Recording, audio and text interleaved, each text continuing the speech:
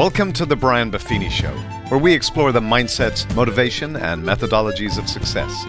Here's your coach, Brian Buffini.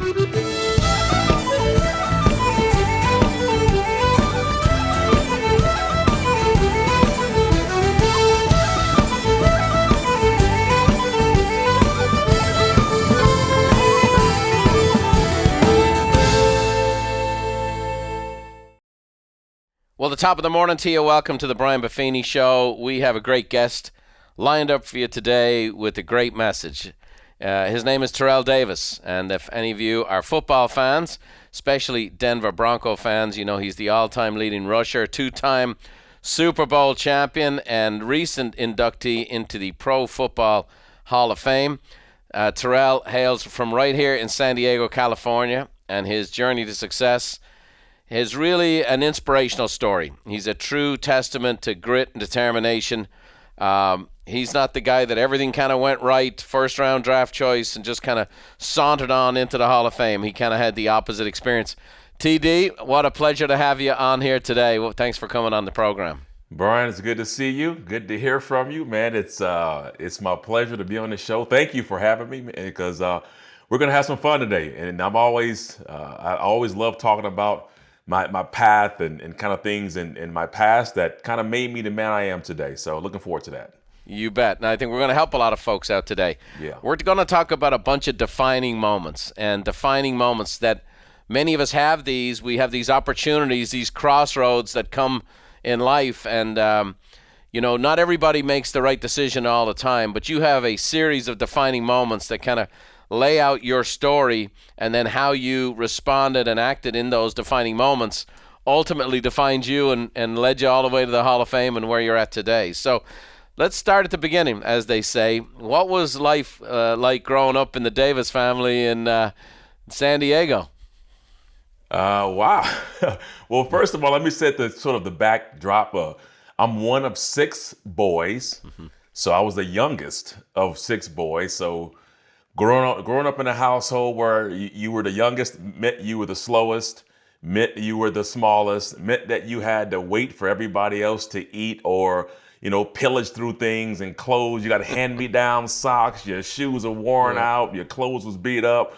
So that was my life, man. I was just the kind of, the youngest child, just looking at my brothers and hoping one day that I'll get as big as them and maybe I can beat them up or something, or beat them in basketball or football, or whatever it is. That was kind of my life growing up, man. Just to, I'm one of six. Yeah. And so I know, we have five boys and a girl. I remember my mother got us all these red sweaters.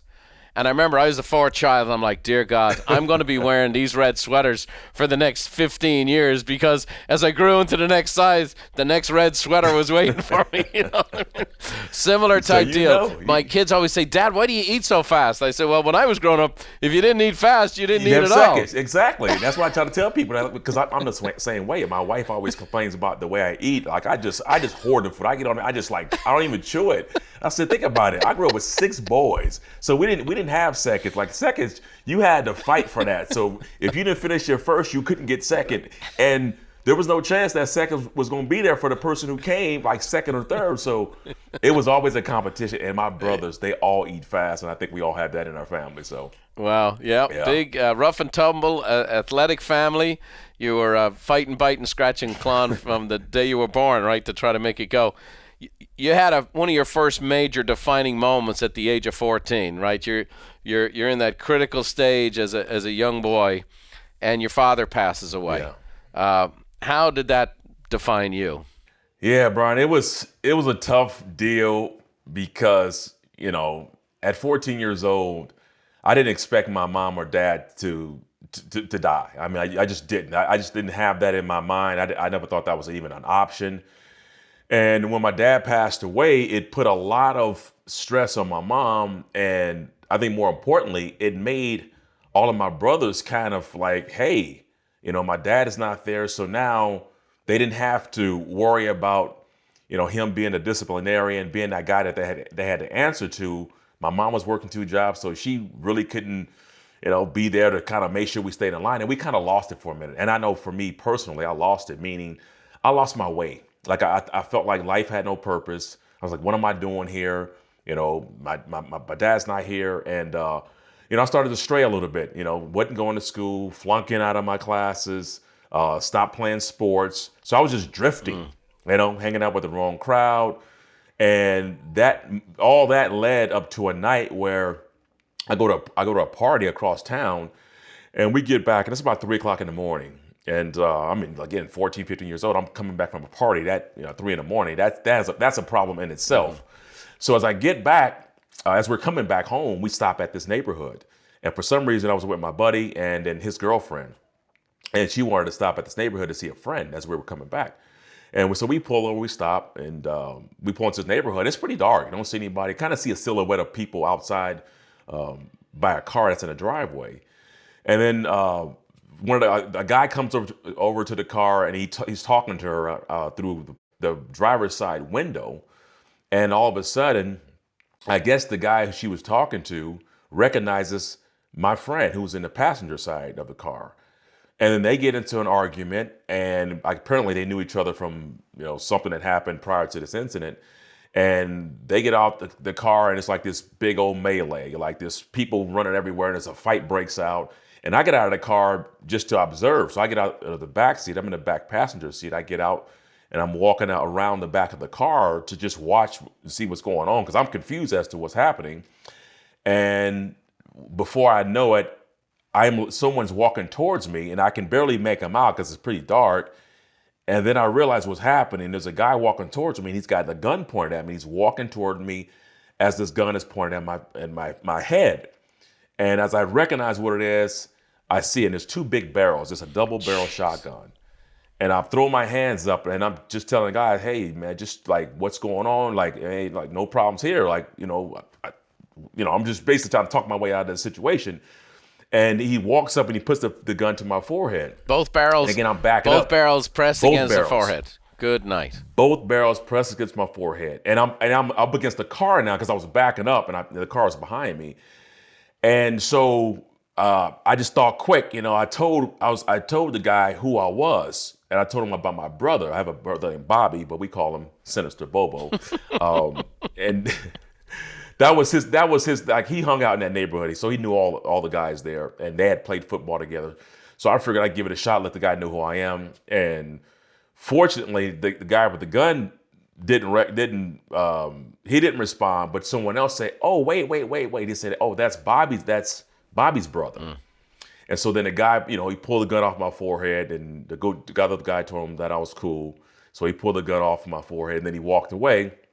And then so at that time, my heart is pounding. Of course, I'm sweating. I saw my life just kind of flash right there before my eyes, man. And that night for me, man, it really put things in perspective, Brian. It's like, I thought about my life. I thought about what I was doing to my mom. I wasn't being responsible. I wasn't going to school. And everything that I had done led me to a moment where I'm sitting here or standing here really in a place I shouldn't have been. I should have been home in bed. Right. And this would have never happened. So when that sort of replayed in my head as I tried to sleep that night, it replayed in my head over and over that I was this close to being shot. All that the guy had to do was press on that thing, couple of pounds of pressure, not even pounds, maybe, squeeze it about an inch, and I'm dead. And so from that day, I had to really look at it and say, I have to make better choices in life. I cannot put myself in this situation. I got to get back into doing the things that I have to do. My dad, who's not here, would not be happy. He would be disappointed in what I'm doing right now. This is not honoring your dad.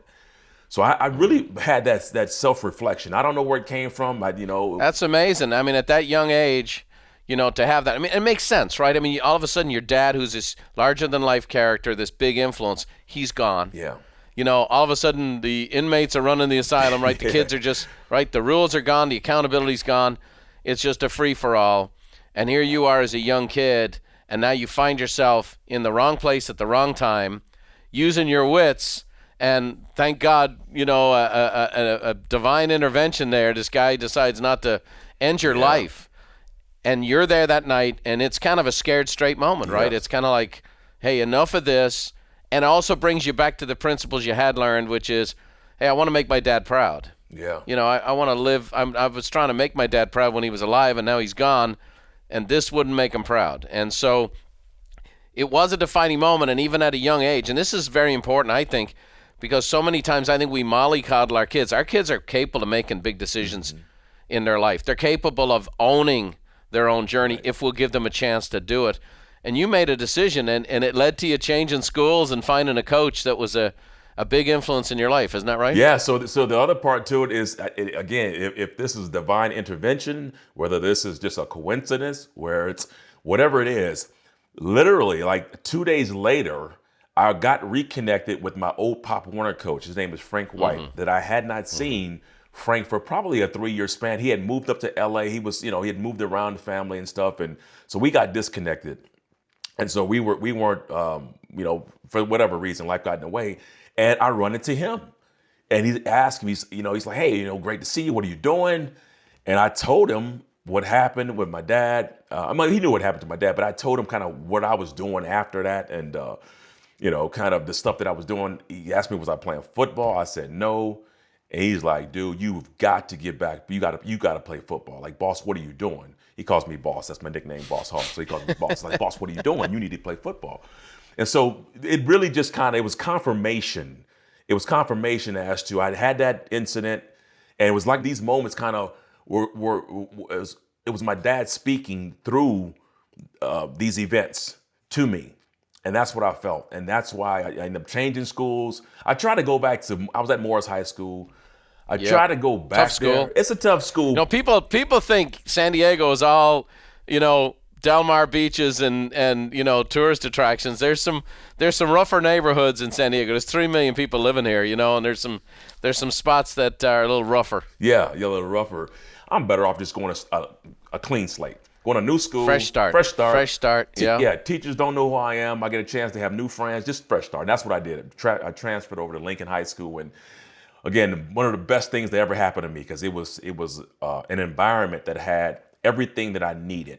It had male role models there, people that were not only just teachers, but they took time away from being a teacher to sit with me, to make sure that they invested in me. And that was huge. That I didn't have that. People cared about me.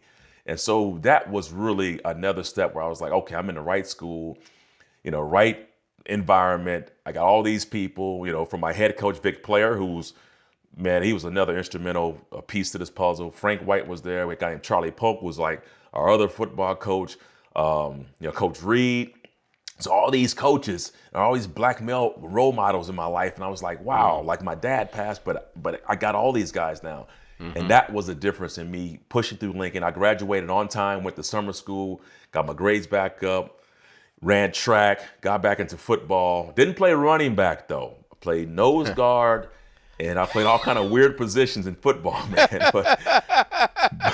But playing those positions, Brian, gave me more tools to work with. Like if I just played running back, I would have been just one-dimensional player. But by playing nose guard, linebacker, I played kicker.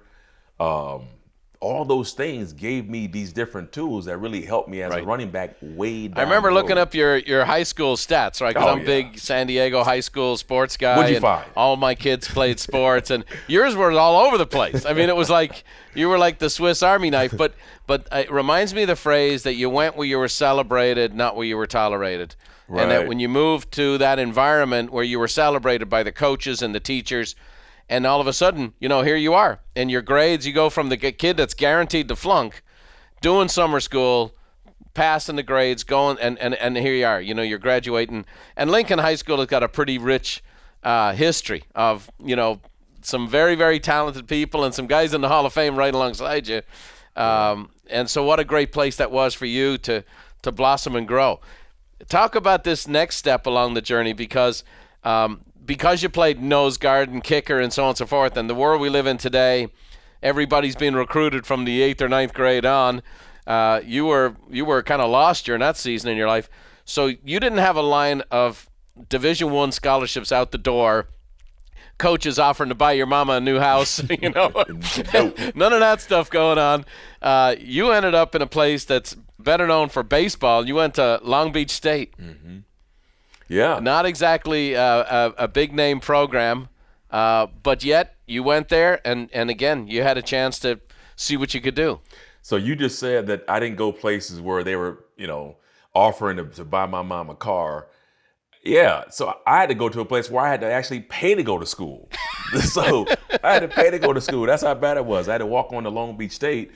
And so it was really the opposite of what most kids who have accomplished, eventually what I accomplished didn't have to deal with. So yeah, I go to Long Beach State, but there's another story to that as to why I went to Long Beach State as I chose it was because, number one, I have a brother who has a different last name than me. His last name is Webb, and he was already at Long Beach State. And so the seed was already planted where he planted the seed with the coach's staff and told them that there was a kid in San Diego who they should go look at. And he told them my name. And so they never connected the two. Terrell Davis, Reggie Webb, that just doesn't, you wouldn't know. That was number one reason why I chose Long Beach State eventually. Number two reason was that George Allen, the Hall of Fame coach, was becoming he was the coach there. Well, this was going to be his first year to be the coach, and I didn't know a lot about George Allen, to be honest with you. I knew I heard his name before, but when I did some real deep digging on it, and you kind of see the press clippings that come out and talks about his resume, that was really impressive to me. And so it's really the Washington Redskins, LA Rams. Exactly. I mean, yeah. So he was a Hall of Fame coach, and so that made. And this was kind of his retirement job. He was dialing it back a little bit, and he was going to do this for a couple of years, and he lands at Long Beach State, and so do you. Yeah, exactly. And then it was close to home. I mean, it was the closest. It was close, but not. It was close enough to where if I needed to get home, I can get home in a few hours, but far enough to where I had some independence. I felt like that I can go and grow as a young man. In Long Beach State, so that's why I kind of chose Long Beach State. Again, I walked on and there was an agreement that if I came in and played well and really showed potential, then there would be a scholarship offer that could come my way, and so that was intriguing to me. And you played on the scout team. Now, I had a son that started on the scout team, and everybody loves the stories with the football programs, but most people have no idea what goes on behind the scenes. And the scout team basically plays every week. You play the opposition. So whatever team you're playing, you play that. And the starters beat on the scout team mercilessly, like their life depends on it, like they're their worst enemy. And so here you are. You're walking on. You're paying to go to school. Yeah. And you're playing the scout team, which is the place which is kind of it's the least regarded spots on the team. Fair, because it's you're giving like you talk about, if we're playing UCLA, then the scout team we put on the same numbers as the UCLA team on offense. If there's a running back that's number 33, I'll put number 33 on, so I'm kind of emulating that running back. And typically when that happens, the defense The scout team gives the defense what they call a good look, which means that you're playing harder, you're playing good, so that you give it the same comparison to the team they're going to face on that that Saturday or Friday or whatever it is. And that was it. And so by doing that, George Allen, he took great pride in his defense, and he wanted the offense, a scout team, to give the defense the best look possible. He really took pride in preparing his defense for that game. Well, I was a running back, as a scout team. So when I was in there, I was running 100 miles a minute, and I was doing everything so fast and so hard that George Allen loved it. He fell in love with me, and he loved that type of, effort. The defense didn't like it too much because they had to keep doing the plays over, and if they didn't do it right, they kept repeating the play over and over again. I didn't like it too much because, to your point, they already know we already ran the play, and I gashed them for 10 yards, and then they say, well, run the same play again. Well, they already know where I'm going. Right, and they're embarrassed and ticked off, and they're going to make you pay. So now they're beating me up in practice, but that was scout team. But you had a Hall of Fame coach with credentials who saw something in you, and we all need a good coach, right? Yeah. And he saw something in you, and he was pleased. He saw you as a future scholarship athlete. Is that right? Yeah, he did. Yeah, because that was the first time that I had anybody ever, especially a pro coach, kind of give me the compliments. He complimented me quite a bit, but he also gave me a nickname. He gave me the nickname Secretariat, and that was my name to George Allen. And after a while, I didn't even think. As a matter of fact, I don't even know if he even said my name ever. He's always called me Secretariat. Secretariat, you go in there, you're doing a good job. I was like, oh, man, I don't know if that's a good thing. Call me Secretariat. Well, he's the greatest horse of all time. Yeah, I guess. Yeah. So you have someone who believes you, but again, lots of twists and turns. How long before the program was canceled? So we played. So the next year I played. I only played 5 games. I severely sprained both of my ankles in training camp. Came back, played a couple of games, sprained my ankle again, and I missed the rest of the season. So my resume was pretty short. But the end of that year, we went 2-9 or 2-8. And just shortly after the season was over, all of the players, coaches got a call that there was an emergency meeting being held at our facility. We didn't have a facility. It was at the athletic complex, I guess, that was shared with all the student body people. So it was just like our lockers were regular, student lockers. Right. Yeah, so we had the meeting, and the news came in that they're dropping the football program, budget cuts. They didn't have enough money to support the program, and football wasn't holding its weight. It wasn't bringing any revenue in, and so that was the news that day. And imagine that. I'm like, man, what is like? Blow after blow. I'm getting hit in the gut. Like, what's going on here? Right. I had worked my way up and eventually earned a scholarship too at Long Beach, and now there's no more football. What am I going to do? I have no idea. Wow. I mean, it's almost, it's the Bad News Bears here, right? You're making this up as a movie. It's like, come on. You finally earn a scholarship. You injure both ankles. You play 5 games. You fight through, and now the program's gone. I mean, there are very few times in the history of Division I athletics that somebody just flat out cancels a program. So this is like an extremely rare situation. All the money's gone, the resources are gone, and now the school says we can't sustain this. Yeah. So I love the story we've talked about before. You're back in your room and you get a phone call from the unlikeliest of sources when you think you're done. Yeah. So after the meeting, we're all scrambling to figure out where we're going, because you have 2 choices really. You can stay at Long Beach State, and they will honor your scholarship, and you can just be a student. Or you can find another program that you can go to, transfer, and you won't lose any eligibility. Right. So there you have the two things. That's it. So for the younger guys, we're looking for other schools. We're all writing letters. We're sending our highlight tapes to other schools and just trying to say, hey, can I come play for you? And I was getting 0 responses. I was getting just 0, love. I mean, I was calling like, the Fullertons and Hawaii at that time, they weren't really good. So I reached out to them. I called New Mexico. I called Utah State. Again, it was Pacific. It was all these smaller schools, just trying to figure out if I can go there. Right. So my options were pretty limited there, Brian.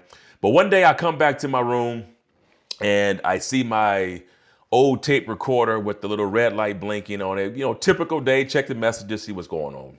This day I get in the room, my roommate is in there, and I check my messages, and I get to one message where it's this guy. He's like, hey, this is Bob Pitter. I'm a recruiter for the University of Georgia. Terrell, when you get this, can you call me back, because we want to bring you out on a visit. And so I'm listening to this this recording, and so as I'm listening to it, I'm like, wait a minute, did he just say Georgia?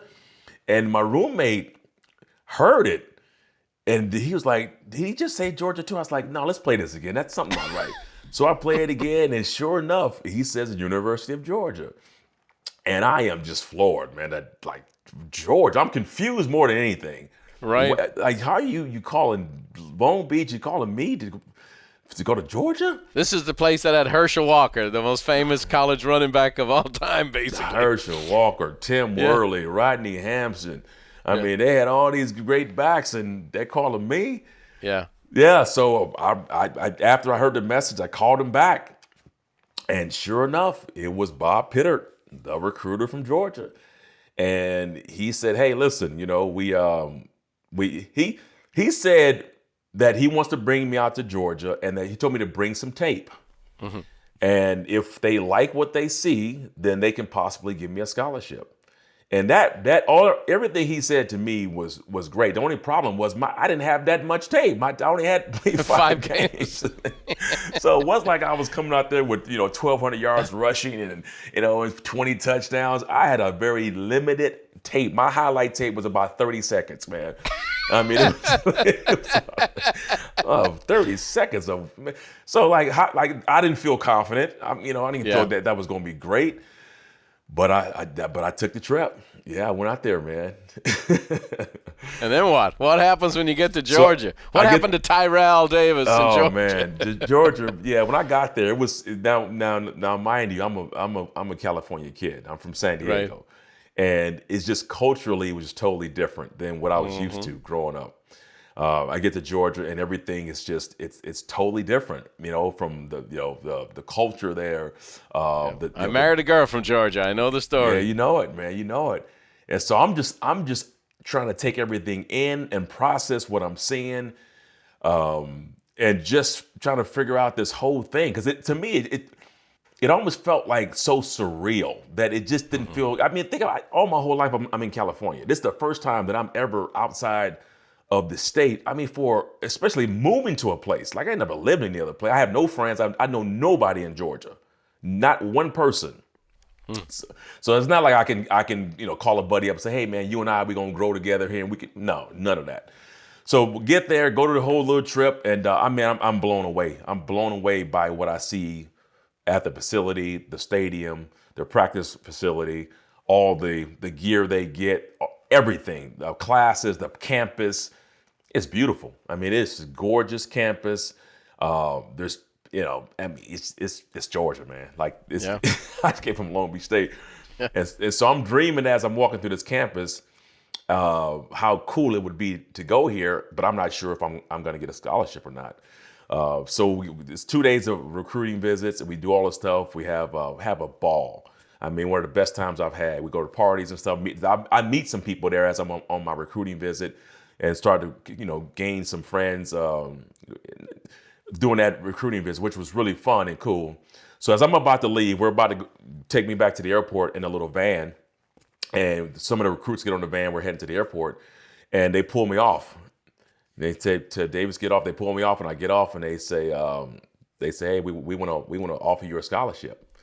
And man, that was one of the coolest days of my life, man. That Georgia wants to give me a scholarship, and of course, I didn't think long. I didn't overthink this one. I was like, man, where do I sign? Where do I sign? sign? So I signed the documents, man. I was efficient, and that was just me going back to Long Beach State, packing up and finishing up some stuff that I had to finish up in Long Beach. That was kind of from a scholastic standpoint, because we were going from a semester system to a quarter system, so things weren't transferring over properly. But other than that, man, I was going to Georgia. So you take care of business.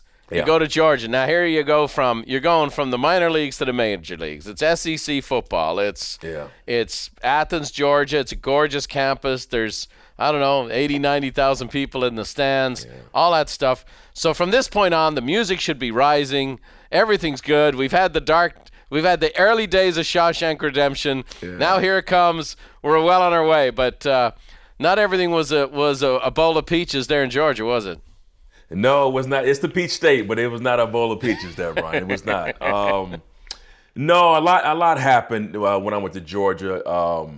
The first year I was there was pretty cool. I'll take you kind of year by year. I was backing up a guy named Garrison Hurst. I'd actually worked my way in. When I got there, they put me 7th on the depth chart. That means 6 players are ahead of me for playing time. And when I worked my way up from there, when the season started or we went to training camp, I eventually went to 6th, 5th, 4th, 3rd, and then I ended up becoming the second back behind Garrison. So that was pretty phenomenal for me to go. Sure, and he was a phenomenal running back. And he was really good. Yeah. Oh my God. There was no chance I was going to beat him out, but I ended up being his backup. So my sophomore year there, Georgia, we were 10-2, basically fighting for a national title. Lost our 2 games by a combined 5 points, but that was really cool. So that year was great. I would come in when Garrison would finish the games off. He'd have 150 yards. We'd blow the team out. I come in and play, get my little runs, or spare him when he's tired. And Brian, it was the perfect scenario. Like I didn't have a lot of pressure. I didn't have to deliver every Saturday. I could just go play the game and be good. However, when Garrison graduated or he went to the pros, that's when it all came down. Now my junior year, I am the projected starter of the Georgia Bulldogs. I'm getting national attention, or at least regional attention, with the magazine covers. They have these little Avalon magazines. They have sporting news magazines. They have, in the region. And I start to see my picture, if not on the cover, when you open up the Georgia page, you see my big picture in these prints. Right. And it started, the gravity of it started to hit me as I'm going through the off season and preparing for the season, and even up into training camp. And man, I don't know. I didn't like that feeling. I didn't like the feeling that people were counting on me. All those expectations went up. Yeah. You had a covering before, and now that covering's removed. Yeah. And you're just exposed. You're supposed to be the guy. Everyone expects you to be the guy, and you're going to pick right up where Garrison left off. And so that's the way it's all supposed to be. Yep. And it didn't quite work that way. We get into our first game of that year. We started off rough. The first game I had a decent game, but we lost. And we ended up losing our first 4 games of that year. And so imagine, nothing's really changed offensively, except they changed running back. We lost a 1,500-yard, 1,600-yard rusher. One of the best backs in the country. And I'm supposed to go in there and fill that void. Mm-hmm. And it did not happen, man. And so imagine, it was a colossal collapse. Mentally, I wasn't prepared for it. I was always going into a game thinking, how can I just be good enough so that I can get people on my back? But I don't want to be real good, because now I got to live up to that expectation. I got to live up to those numbers every single week. And that was challenging, man, to put up numbers like that every single week. And that is such a huge point you just made. And I think so many people live their life where they want to be just good enough to keep their job or maintain their performance. But if I become that much better, I become above the radar. Maybe I alienate some people. Maybe people think family members, friends, in your case, it's the whole state is elevated. And so you said something there, which is I just try to be just good enough. And the problem is that's almost an impossible target to hit. Yeah. It's easy to be really bad. Yeah. And if you're focused, you could be really good. But being just good enough to not make ripples, that is almost impossible. It's impossible. And really what it leads to is ultimate failure. Like, there's no way you can just be good enough. And trying to duck and hide from expectations was really what it was. It's people looking at you saying, "Oh, okay, we're gonna count on you now every week to go out there and make plays." And I don't know how else to say it. I choked. Like, I just didn't whatever it was. I was not mentally prepared for that. No one gave me a script on this is what's going to happen when you go to Georgia and you see all these fans and you become the starting running back. That's not what they when I signed that scholarship. That's not what I was told. So I wasn't prepared for that one. But those expectations, and I think, sometimes, I've interviewed many people, and it's always, in a story like yours, it's a story of perseverance, fighting through circumstance. You had a boatload of circumstances, and then all of a sudden, when the circumstances are wide open, now all of a sudden, you're one of the few pro athletes or high achievers in any capacity who said, when the opportunity presented itself, I didn't walk through the door. Yeah. And I choked. I failed. I didn't do it. Everything was there for me. It was wide open, and so that happened. Now let's talk about it. What were the consequences of that? Obviously, the coaching staff start getting heat on them. The administration, SEC football is one of the biggest businesses in the country. A lot of heat had to start coming down on you at that stage. It did. And, we have, whether it's the student newspaper or whether it's the local, press, whether it's our coaching staff, whether it's just fans or, teammates, I felt a lot. I mean, I felt like I hit rock bottom and I had no other place to go but up. I mean, I already hit rock bottom. So that kind of changed. That was my junior year, where my junior year was horrible. So during the off season, I thought about contemplating, all right, I need to come into the training camp my senior year and really just. Did you ever think about quitting? Oh, absolutely. Absolutely. I mean, I didn't even have to quit. I was already mentally out of it. I had mentally quit. Right. Physically, I was going to games and playing, but I wasn't mentally into that stuff. I was just going through the motions. Yeah. So to my senior year, I thought about it a little bit, and I was like, hey, I'm gonna try to play a little harder my senior year and see what happens. But again, I was just thinking that, but I never acted on it. And something happened in training camp. I lost my cousin, it's almost my brother, basically. He grew up with me. He was shot and killed in San Diego. And it really, again, I had another blow where I had to leave. I get a 2 a.m. call, and he comes in, and I hear that, what happened. And again, that crushes me. But then after that, it kind of gave me a little inspiration again, kind of refocused me that I need to have this season for him. So I was like, I'm gonna have a season for him. So get in training camp, and Brian, I'm doing little things better, not great, but better. Like I'm working out harder. I'm trying to study the playbook more. I'm giving a little bit more energy and effort. And that was where I was kind of headed. Unfortunately, in training camp, I ended up tearing my hamstring, or at least pulling it. And once I did that, that was kind of the beginning of the end, because my coach and I at the time, we didn't have a great relationship, and he kept pushing me. He kept pushing me to stay on the field, and I knew I had to stay on the field, because if I'm not on the field, I can't perform. And so the hamstring got stressed for weeks in training camp, and eventually the first game of the year, when we started that game, man, I ended up straining again. Then the second game, I tore it, and I missed a bunch of games my senior year. So that was my start of my senior year that didn't start off. And so here it is. You've kind of quit. You've done this. You have a close family member die. It gives you perspective. You renew your commitment. Yeah. You go all in. You get a tweak. The coach now, who's kind of still focused on what you didn't do the year before, and he thinks you need more of a push. He's pushing you. You get injured.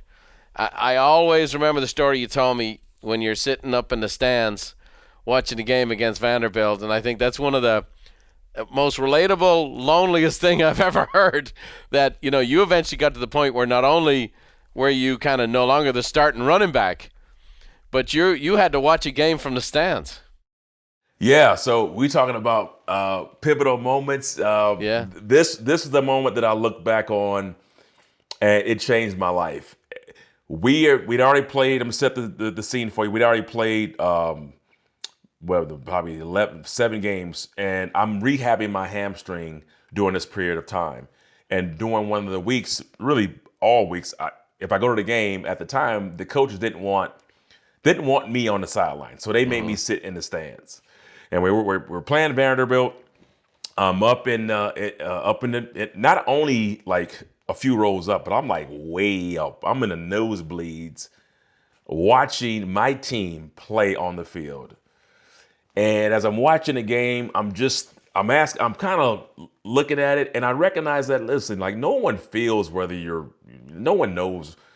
giving it your all or whether you are hurt or what, because it's a different perspective from being up there. But I just asked myself the question. I was like, we only have 4 more games left. And if I'm able to come back this week, I have 4 games left in my entire career. That's it. I have no more games after this. And I had to reflect and say, did I give this game everything I had? Would I be proud if my career ended today? Would my dad be proud? And I started just asking these questions in my head. Did I give this? Was I showing up early, leaving late? Just all these things, Brian. If they were just going through my head, and it dawned on me that I didn't, that I was not giving it, and that I was thinking too much about other people's opinion about me, and doing things based on what other people think of you is dangerous.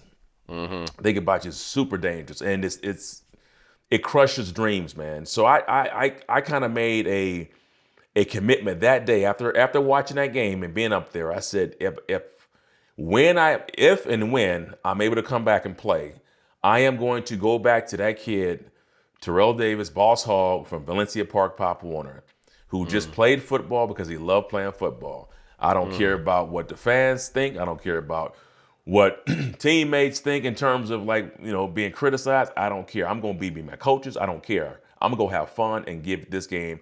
I'm going to lay everything I got on the line, everything. And my only goal was when the season ends, I want to walk off the field and have somebody say, hey, tell me something about your career, your college career, and do you have any regrets? And I just want to be able to say it and know it's coming deep from inside that I have no regrets. And that was it. I wanted to just be able to say that. And Brian, that's what I did when I got back. I got back that week. When we resumed practice that week, I came back and it was a different person. It was a guy that I hadn't seen since Pop Warner. And, right. Free from the thoughts of what other people think.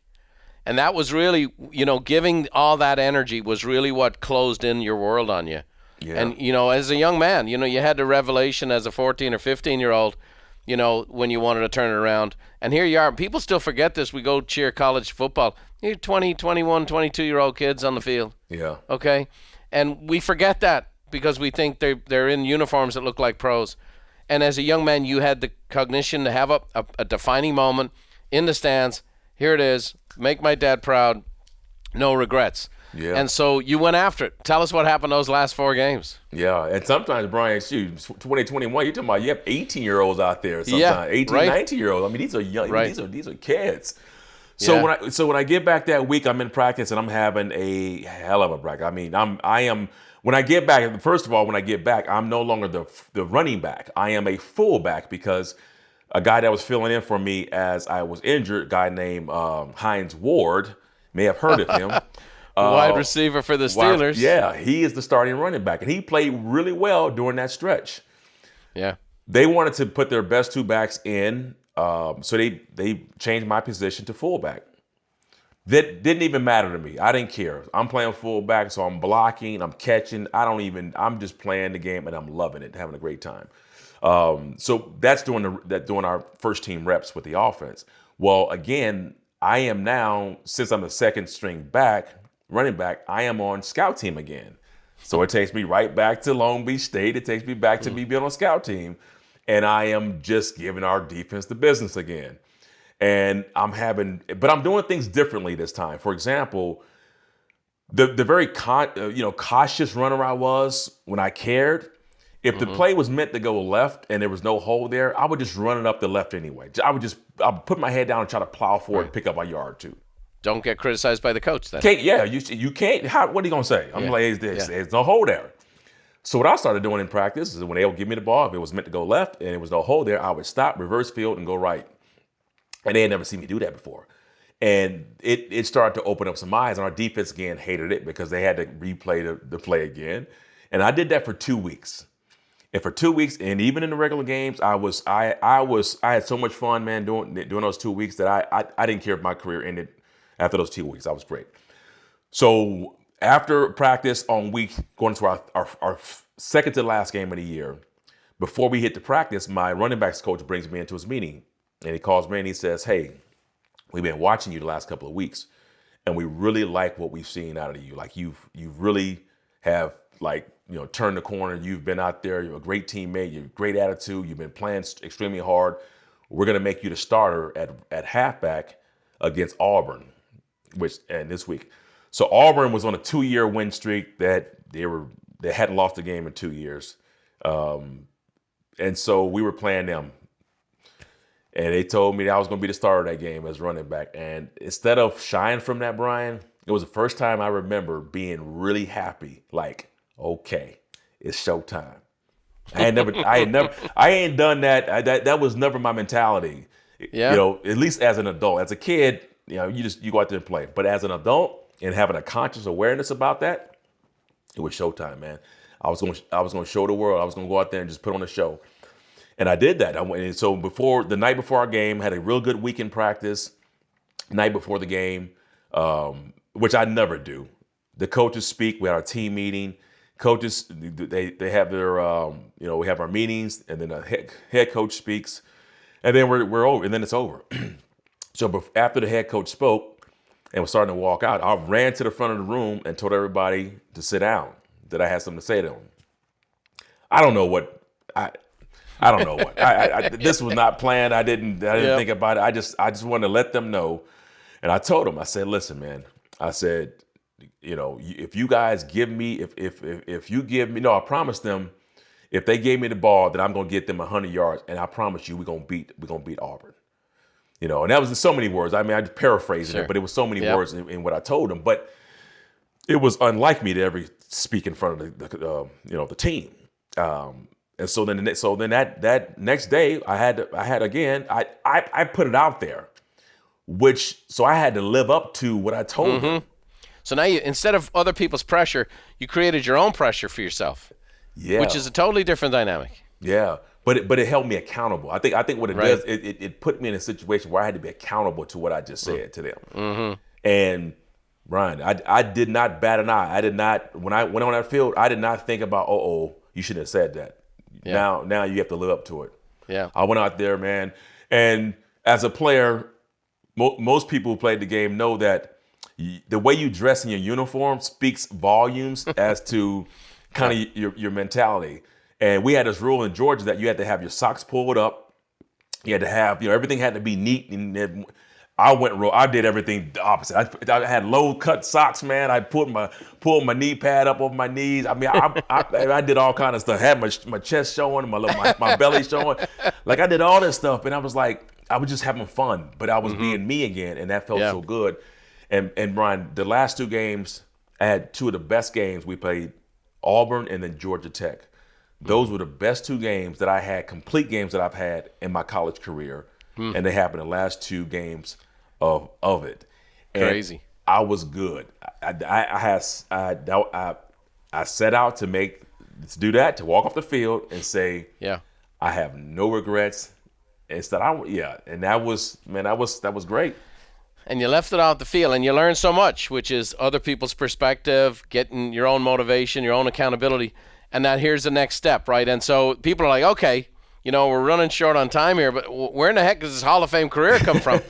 You were not the guy because of your college career was, 5 games in Long Beach State, and you had 2 really good games for Georgia. The first-round draft choices that are behind the curtain coming out and having their agents with the $3,000 suit on, that didn't exactly happen for you, but you did get drafted in the NFL in a later round. Is that right? Yeah, 6th round. 6th round draft pick is not much to share with that. And you go. You and Tom Brady. Yes, there you go. Me, Tom Brady, and I think Antonio Brown might be a 6th rounder. There's some decent 6th rounders, but it's not a round that you typically find talent to make a difference on your roster. That's normally not where you're gonna find. You don't go looking for guys who are going to be pillars in your organization. Right. No, not in the 6th round. Right. No. And you're in the Denver Broncos, and they have a bunch of guys in front of you just like they did in Georgia. Yeah, here we go again. Georgia, Long Beach State. I mean, here I go find myself again, coming in pretty far down on the depth chart. Not on any special teams whatsoever in terms of like the depth charts of our special teams, and that was where I was. And when I got to Denver, short story, I got to Denver doing mini camp. They fly you out, you do mini camp stuff. And now remember that I'm coming off, kind of this, this different mentality about the way I feel about myself now. So we go to minicamp, and I'm kind of sizing up the players again, and looking at what we have to do, the offense, and just looking at the whole pro game. And when I got back on the plane to go back to Georgia, I remember sitting there and I was thinking about this. I was like, I am going to be. I knew it. I knew no one could. I was like, I'm going to start for the Broncos. Like I already knew it. I knew it, and it wasn't so much based off what the other people could do.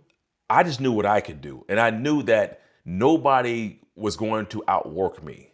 That I had all of these skills. Remember, I said I played nose guard. Remember, told you I played linebacker, and I had leaned on all of that stuff. I was a fullback, in high school, fullback in college, and those things on that level were, especially in that offense that we were running, they were really, really important to have. And none of the guys really could do that.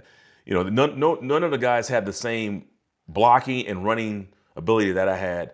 But I also felt like nobody could outwork me, and that was really important. Yeah. So I felt like I and could do this was his new confidence you bring. Yeah. But you're 7th on the depth chart. Yeah. You're not getting any reps. You're not getting any love. You're not on special teams. No.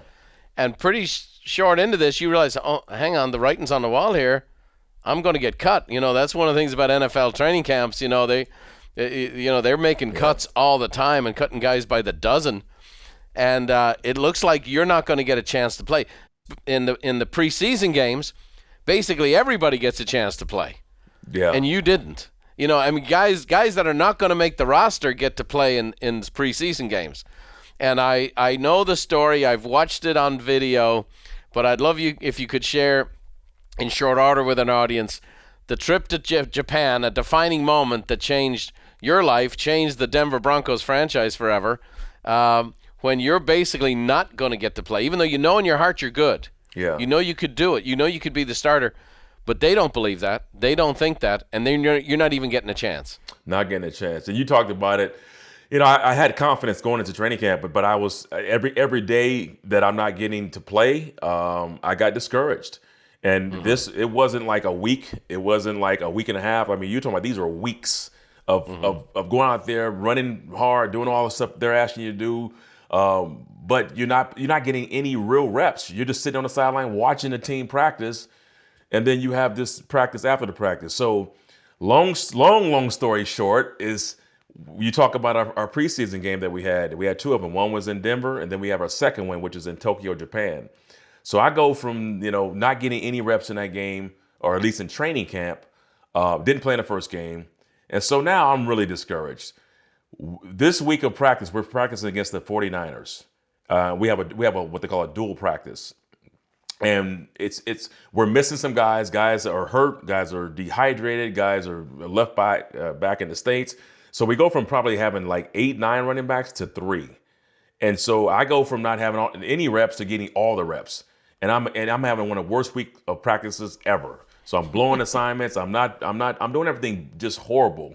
So that's for the entire week, not just one day. Most of them, because we're practicing against the other team and they're killing me. And I'm messing up assignments, I'm dropping balls, I'm doing everything bad, Brian. So about that Friday, or it was Saturday, I realized I'm not going to make the team. I've already sealed my fate anyway with the bad practice. They were going to cut me anyway. So I wanted to get out of there. I'm like, I'm going to catch me a flight back to the United States. I'm at the hotel. I call down to the operator, and I'm trying to get a flight out of there. And my Japanese wasn't great. Man. So we're just not on the same page with what's happening there. And I realized about 5 minutes after that this is not going to happen. So when I get back, I'm just gonna hang in there. I'll go back and play in this game, or at least go to the game. And then once we get back to Denver, I'm going back to Georgia. I can go work for Coca-Cola down there. I got some, some people that I know, relationships that I'll go work on, whatever. But I'm going back to Georgia, and that was my plan, man. That was a plan. And then the next day we have our game, and normally you go to a game and it's preseason, so you have first team plays, second team plays, whatever, and then they get down. But normally if I'm going to a game, I'm gonna dress everything. I'm gonna put my tape my ankles, get my mouthpiece. I'm ready. Game ready. This game, bro, I'm not playing. So I just kind of go through the motion. I just kind of dress to go sit on the sideline. Performance uniform. That's it. Just dress. Present. Present. Then about halfway through the third quarter, I surprisingly get, well, let me go back. So at halftime, I'm starving, man. I don't eat before a game. I'm starving. And so the starters and the second team and third team guys, they're on the sideline. And they're in street clothes. They're dressed down, no shoulder pads, and they're eating food. And that food looks so good. I'm like, oh, my God, I'm starving. I'm not going to play anyway. So I just join them, man. Listen, give me them hot dogs, man. Give me some nachos. So I'm eating a bunch of hot dogs, man. And halfway through the third quarter, I hear my name kind of being shouted by a coach. And he's not calling my name, he's calling my number, 30. And so when the other team hears that, or teammates hear it, they start saying 30. Anyway, long story short, he comes to me and he says 30. He says, we have kickoff right now. He says, are you ready to go in? No, I ain't ready to go in. Shoot, I wasn't even on special teams. So my mind is saying, yeah, my stomach's saying no, my mind's saying yeah. And I was like, all right. So I go in and Rod Smith and everybody's helping me line up to where I need to be, close to the kicker. And at that moment, I started thinking about this, like, this is the moment, like, this is it. I'm in a game. I'm familiar with running out on kicks. I used to do it in high school. And so our kicker comes down, see ball hits toe, or toe hits ball, and ball goes in the air. And I just go back to that guy who used to run out on kicks and make tackles. I used to kick the ball and then go make the tackle. So Brian, you were mentally not in it. You're eating hot dogs. You think you're not going to make it. No. But all of a sudden, here comes a chance. It's a chance. And I realized that quickly, that this is my chance to make an impression. And I'm the first one down. I run down. I'm the first one down there, and I make a really, really big tackle. It's textbook, the tackle. And the tackle was huge. Yeah. I blow the guy up, and we celebrate, some of the guys that I played with. And that was the play, man. That was it. I go to the sideline, and my teammates are just all on me, hitting me over the head. I'm finally being noticed by my team. I then go throw up on the sideline because I have this hot dog that's coming up through my nose and my mouth. So I throw that up. Yep. And my coach sees me, a running backs coach sees me, and he comes over there, he runs over there, asks me if I was okay. And I'm like, yeah, I'm okay. So I'm wiping all the hot dog snot all over my face and stuff. And he's like, because you're going in on offense when we get the ball. And I'm like, uh-oh. But again, I'm not going to turn her down. So he sits down with me. We're on our knees on the turf in the Tokyo Dome. And he's got pens. He's got paper clips. And we're just like designing plays. And he's making sure that I know my assignment when I go back in there. Because these are the plays that they're going to call. And that was it. I go in, Brian. I have a couple of carries, maybe 8 or so carries, 40-something yards rushing. And that is what they say is the rest is history, man. That was right. my opening. The most inauspicious start, for the most successful running back in the history of a franchise, and one of the most successful running backs in the history of the NFL. Yeah. The dynamic is, you never know how life's going to turn out. You never know what the twists and turns are. It's always darkest before the dawn. Yeah. Many times you thought, this isn't going to happen. It's not going to come for me. And you go on and you win 2 Super Bowls and played with the legendary John Elway. And they said, John Elway, and I know you can't say this, but many people have said John Elway never gets a ring if he doesn't have Terrell Davis as a running back. You run for 2,000 yards, a feat that very few running backs in the history of the league have ever accomplished in the 70 years that game's been played. Yeah. You go on to have a career that leads you all the way to winning the Super Bowl back in your hometown of San Diego with your family and friends in the stands. I was at that game, by the way. Yeah. And then running all the way to the Hall of Fame. And we haven't spent a ton of time, and your Bronco fans are probably screaming at me listening to this interview today because there's so much could be done. But, there is a lot of record in regards to your career in Denver, and lots of ups and downs and ins and outs and migraine headaches and things like that. But the story that you have to offer is the series of defining moments that came along. Mm-hmm. The reason I love your story so much, Terrell, is because your story is not one of, supreme athletic ability, that everything shone out, the doors opened up, the culture opened up, and everything was just laid out for you. And then again, even the most supreme athletes always have difficulties and setbacks and challenges and injuries. But yours is one series of challenges after another, and then a series of defining moments, from your dad passing away, to having a barrel of a gun at your head, to having your program cut in Long Beach, to sitting in the stands at a Vanderbilt and Georgia game, up in the stands with 4 games left, to ultimately realizing you personally gave so much over to other people's thoughts, opinions, and views, coaches, players, fans, that you shrunk down and were just trying to be just good enough not to get in trouble, not to get noticed, just keep me above the radar, and come through all of that. And with a hot dog in your mouth, you make the biggest play of your life. And if anyone ever go to YouTube and watch that play, I mean, that poor run. I know that you know that guy. You should. Tyrone Drakeford. Tyrone, you should buy Tyrone a car because Tyrone went about 6 feet in the air when you hit him that day. And it's one of the most remarkable plays I've ever seen. But it got you noticed. When you had your chance, you took it. You laid it on the line, and it was a defining moment. And I think your story, Terrell, is so powerful because I think a lot of people can relate to it. Yeah. Setbacks, failures, and also when given the opportunity, not stepping up to bat. Yeah. And I just think in God's good time, and we always seem to get another opportunity. And we never know when it's coming. And even when we think we have it all figured out, this is how this is supposed to go, none of this went the way it was supposed to go. Mm-mm. And now here you are today as a Hall of Fame football player, asked to give your opinions. We're on here today. You're going to start doing a lot more public speaking, and we're excited to help you do a lot of that and get the ball rolling in that and share this message.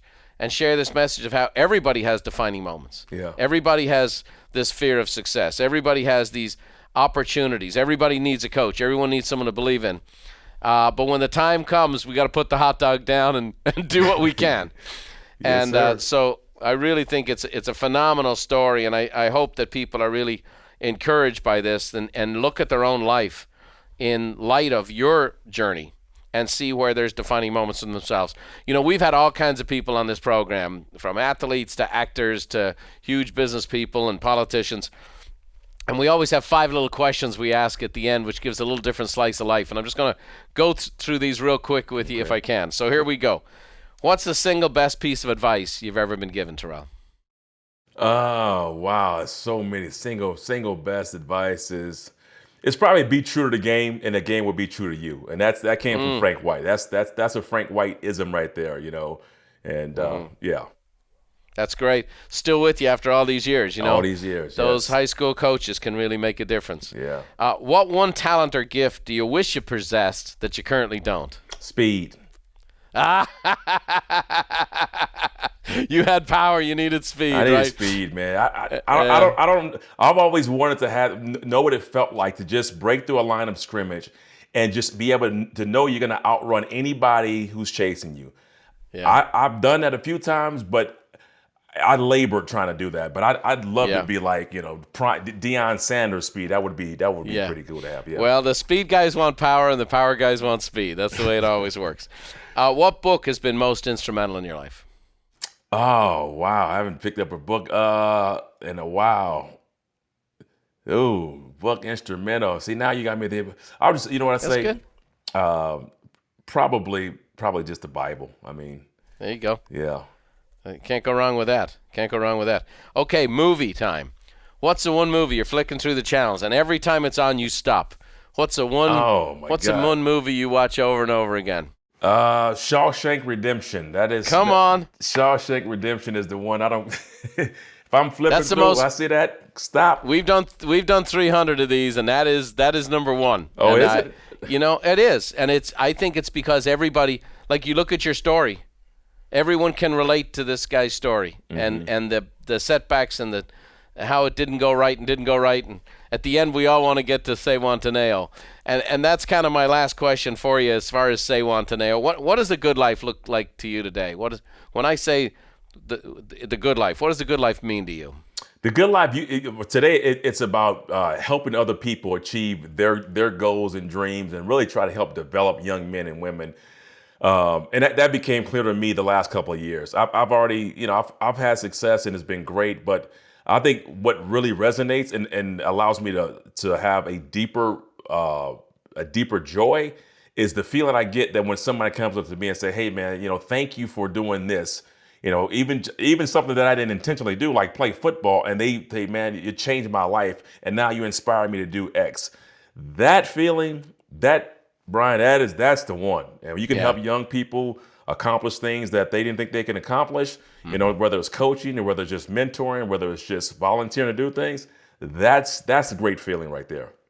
That's a beautiful thing. That's a beautiful thing, and that is a life lived in the service to others is a life well lived. So there you go. Well done. Well, my friend, it's been fun to get to know you. We've become pals and had a lot of time to hang out together. I think your story is phenomenal. I think the best is yet to come with it, and I'm excited to see you share your story with many, many millions of people in the years to come. And I think a lot of people will be able to understand their defining moments, lay it all on the line, and head for their own version of the Hall of Fame. So I appreciate you being on the show today. As we finish up here today, I'm going to finish up with my Hall of Famer, my Coach White, if you will, and it's my mother, Terrell Buffini, who always finishes the show with a little Irish blessing. I hope you enjoyed today's program. Give us some feedback. Send us on your comments. We'll pass them on to Terrell. And with that said, we'll throw it over to Terrell Buffini herself. May the road rise up to meet you, and may the wind always be at your back. May the rain fall soft upon your fields, and the sun shine warm upon your face. And until we meet again, may God hold you in the hollow of his hand. See you next time.